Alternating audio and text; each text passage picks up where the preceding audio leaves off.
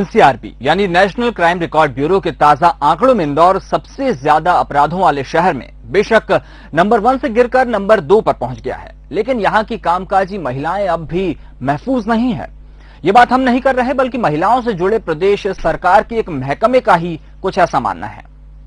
महिलाओं को लेकर पूरे देश में चर्चा हो रही है। उनकी समस्या, शिकायतों और सुरक्षा को लेकर रोजाना नई नई कवायदें हो रही है, लेकिन शायद इंदौर जिले का सरकारी तंत्र अब भी महिलाओं को लेकर असंवेदनशील ही बना हुआ है। मंजिल न्यूज की टीम ने जब जायजा लिया तो कुछ ऐसे ही चौंकाने वाले खुलासे हुए।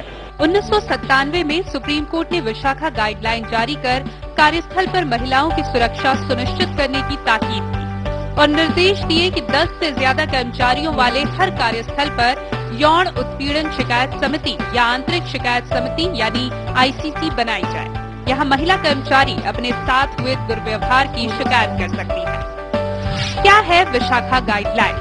आईसीसी की मुखिया महिला हो, शिकायत समिति में महिलाओं की संख्या आधी से कम न हो, एक अशासकीय सदस्य जरूर शामिल हो। समिति सुझाव दे सकती है कि महिलाओं के लिए कार्यस्थल कैसे बेहतर किया जाए, लेकिन इंदौर के सरकारी दफ्तरों में इसे लेकर कोई जागरूकता नहीं दिख रही।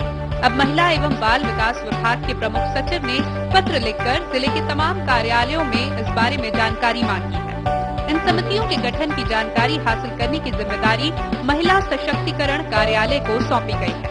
कर्तव्य स्थल पर महिला यौन उत्पीड़न रोकने संबंधी समितियों के गठन के संबंध में निर्देश तो पूर्व से ही जारी किए गए थे, किंतु अभी वर्तमान परिस्थिति को देखते हुए पुनः इन समितियों की समीक्षा की गई है।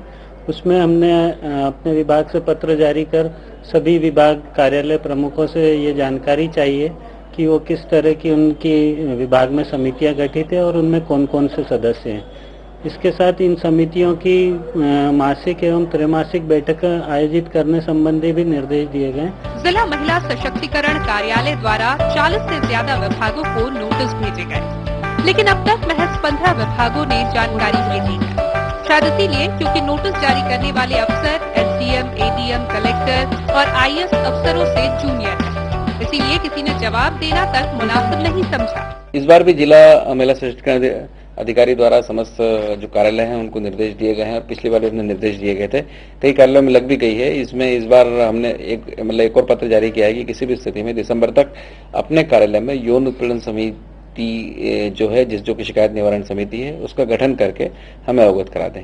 लगातार इसकी जानकारी सामने आ रही है और उम्मीद की जा रही है कि 1 जनवरी तक लगभग सभी कार्यालयों में इस प्रकार की शिकायत निवारण समिति का गठन हो जाएगा। सरकारी विभागों की स्थिति: जिले में 60 से ज्यादा सरकारी दफ्तर है। प्रशासनिक संकुल में 32 विभाग है।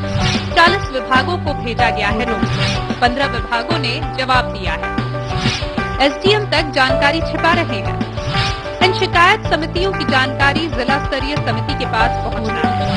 इसके बाद ये जानकारी महिला सशक्तिकरण संचालनालय भोपाल और प्रमुख सचिव महिला व बाल विकास विभाग को भेजी जाएगी। लेकिन जब जिला स्तरीय कमेटी के जिम्मेदार अधिकारी खुद अपने कार्यालय में समिति नहीं बनाएंगे तो जानकारी क्या भेजेंगे? जहाँ समितियों का गठन नहीं हुआ है वहाँ पे हमने ये निर्देश जारी किए हैं कि वो शीघ्र 2 या 3 दिवस में समिति का गठन कराकर और उसके संबंध में जो भी कार्रवाई है वो लगातार करते रहें। समिति के गठन के साथ बहुत महत्वपूर्ण है वो बोर्ड, जिसे कार्यस्थल पर लगाना अनिवार्य है। इस बोर्ड में शिकायत समिति की जानकारी होती है और यौन उत्पीड़न की परिभाषा भी लिखी होती है, लेकिन लॉ एंड ऑर्डर फॉलो कराने वाले अफसर ही अपने दफ्तरों में महिला कर्मचारियों से जुड़े हितों की अनदेखी कर रहे हैं। कार्यस्थल पे जो भी कार्यालय जिसमें 10 से अधिक कर्मचारी हैं और उनके संबंध में वहाँ समिति गठित है तो उसका एक डिस्प्ले बोर्ड हर कार्यालय में बाहर टंगा होना चाहिए, जिसमें उसके समिति के अध्यक्ष और सदस्यों के नाम होना चाहिए। शहर में कार्यस्थलों पर महिला यौन उत्पीड़न के कई मामले सामने आए हैं। समय समय पर कोर्ट, सरकार और विभागों द्वारा महिलाओं की सुरक्षा को लेकर दिशा निर्देश भी जारी होते रहते हैं, लेकिन वास्तविक धरातल पर उनका पालन कितना होता है ये साफ नजर आ रहा है। ऐसे में महिलाओं को अपने कार्यस्थल पर एक सुरक्षित और चिंता मुक्त वातावरण पाने के लिए न जाने और कितना इंतजार करना पड़ेगा। दिया तले अंधेरा, ये कहावत तो आपने सुनी ही होगी। कुछ ऐसे ही हाल है इंदौर के सरकारी दफ्तरों का, जहां आम लोगों को महिलाओं की सुरक्षा और सम्मान की सीख देने वाले सरकारी अफसर अपने कार्य क्षेत्र में अब भी महिलाओं को लेकर असंवेदनशील बने हुए हैं। जब यहाँ ऐसे हाल हैं तो अंदाजा लगाया जा सकता है कि बाहरी क्षेत्र में क्या होता होगा। कैमरामैन शिवेंद्र परमार के साथ वसीम अहमद, बंसल न्यूज, इंदौर। हमारे साथ इंदौर से जुड़ रहे हैं संवाददाता वसीम अहमद। वसीम, पूरी रिपोर्ट हमने देखी।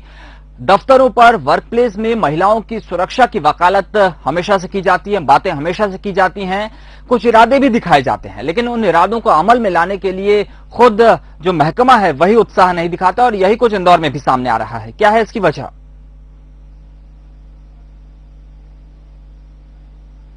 जी, असल में देखिए, ये मुद्दा ऐसा है कि जो लगातार अब सामने आ रहा है, चाहे एमपीसीए का मामला हो या जनपद पंचायत में एक महिला कर्मचारी द्वारा अपने अधिकारी की शिकायत करने का मामला हो।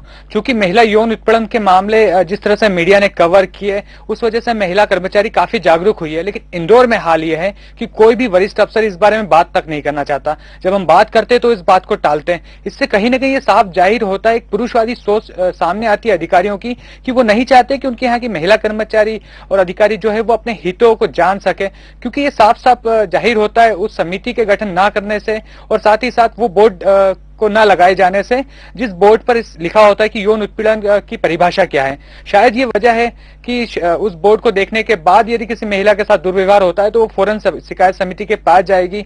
हालांकि एक बात गौर करने वाली बात यह है कि ऐसे में अधिकारी अगर लगातार अपनी बातें छुपाते रहे, जो महिला हित है वो छुपाते रहे, तो महिला को सीधे थाने पर जाने के अलावा कोई ऑप्शन नहीं होगा। और यदि वो थाने पे जाती है तो कहीं ना कहीं सीधे सीधे ये साफ तौर पे जाहिर होगा कि महिला कर्मचारी को अपनी नौकरी भी दांव पर लगाना होगी। तो एक पुरुषवादी सोच का घोतक है ये, क्योंकि अधिकारी भी कोई इस बारे में बात नहीं करना चाहते। और जो नोटिस हमने आपको दिखाया कि जो नोटिस जारी हुए हैं, ये नोटिस जारी करने वाले जो अधिकारी है वो एसडीएम और अपर कलेक्टर और कलेक्टर के से कहीं ज्यादा जूनियर है, इसलिए उस नोटिस को भी वो नोटिस नहीं बोल पाते। एक सीधे से एक पत्र की बात कहते कि हमने पत्र जारी किया, और ना कोई दबाव कहीं किसी तरह से बनाया जा रहा है कि हर कार्यालय में समिति गठित हो और महिलाओं के हितों की रक्षा की जा सके। चलिए वसीम, बिल्कुल, बहुत बहुत शुक्रिया आपका पूरी जानकारी के लिए।